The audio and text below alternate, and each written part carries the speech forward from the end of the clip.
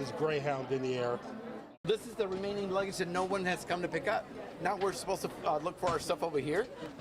Thank you. Ridiculous. Thousands of Americans are facing a travel nightmare tonight.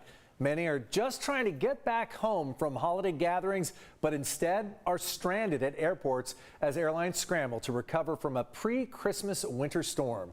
Good evening and thank you for joining us. I'm Carlo Cicchetto. And I'm Jesse Pagan in tonight for Marcella Lee. That storm led to an onslaught of delays and cancellations here in San Diego and all around the country. Southwest Airlines was hit the hardest, canceling more than 2/3 of its flights today and delaying hundreds more, leaving flyers frustrated and with minimal options. As CBS 8's Richard Allen tells us, some passengers are opting to drive instead of fly. Well, that's right. Almost every single one of Southwest flights out of San Diego International here was canceled as of late this afternoon. You can see all of this luggage here left behind. Now, in an apology to its passengers, Southwest blamed it on extreme winter weather, explaining that inclement conditions that forced flight changes over this past week were still impacting flights today.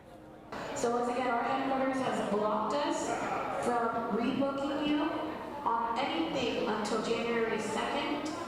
All we can do right now is help you process a refund or a credit according to the fare that you got. As hundreds of frustrated Southwest passengers waiting in line at San Diego International to rebook their canceled flights got that message, for some, their frustration levels grew even more. We're figuring out how to get reimbursed and rebook.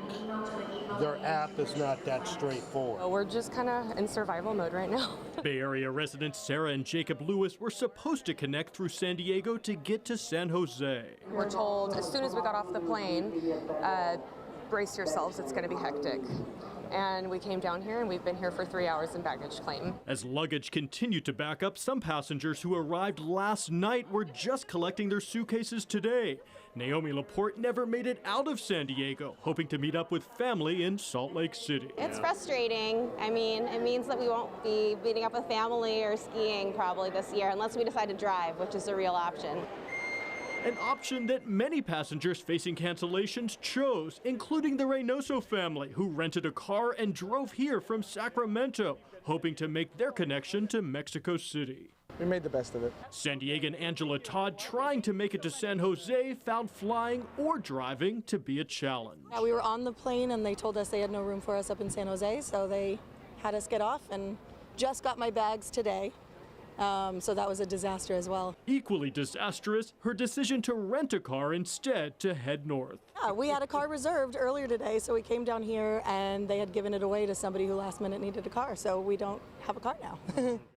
And to take a look at your rights as a passenger, especially when dealing with delays and cancellations on a scale like this, we have a handy resource from the U.S. Department of Transportation. Just go to cbs8.com and click on the help button.